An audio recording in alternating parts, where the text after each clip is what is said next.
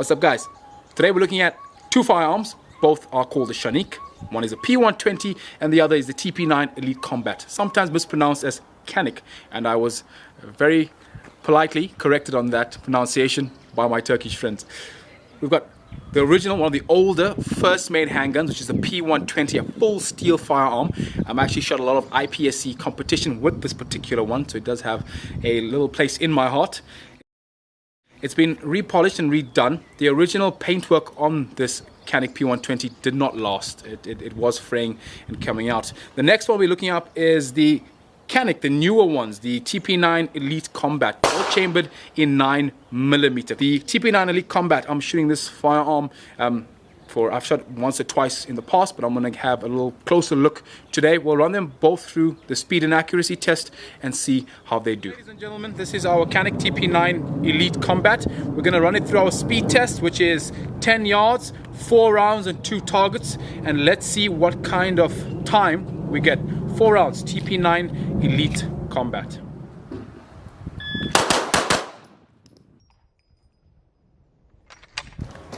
Okay, ladies and gentlemen, now we have the Canik, aka Canik, the P120. We're going to run this through its speed test. 2 targets, 10 yards, 4 rounds. Let's see what kind of time we get out of the Canik. Stand by.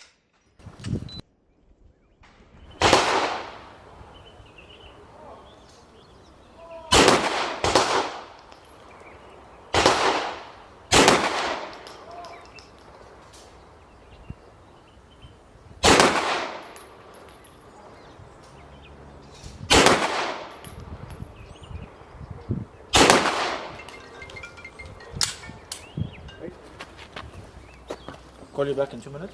Pretty nice grouping from the Tp9. That shot I definitely pulled, that one, so we can exclude that. But that's a nice little grouping from the Combat Elite with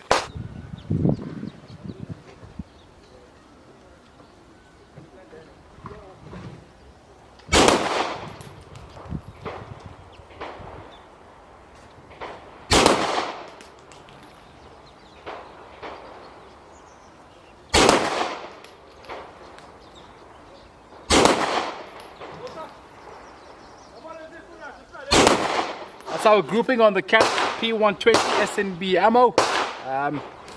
Not bad.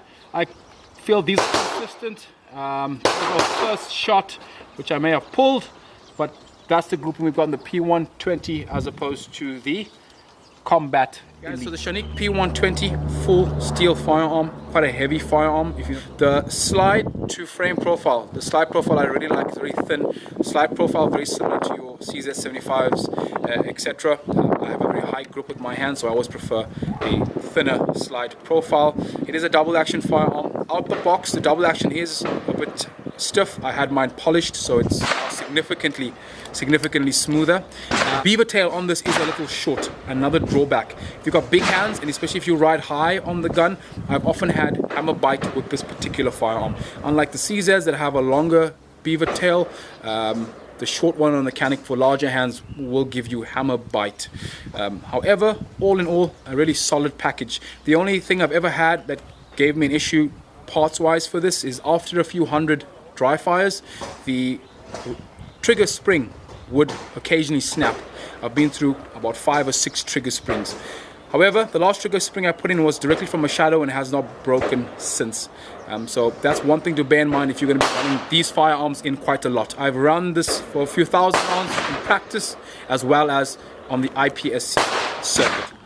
If you are shooting these, if you are going to make any changes to them, I would highly recommend that you change the sights, put in aftermarket CZ sights, ideally a fiber optic and a larger rear sight. They are compatible. Recoil spring as well can also be changed to be made a little lighter or harder as well. It's also compatible with your CZ recoil springs. They do not come in this particular finish. I've had my slide redone color-wise. They generally come fully black. The paintwork on it as it comes out of the box is not the best, and it will wear after a few years of use. So you're going to have to respray them as well. Value for money wise, when it came out, was a real bang for your buck. And still one of my favorite 9mm.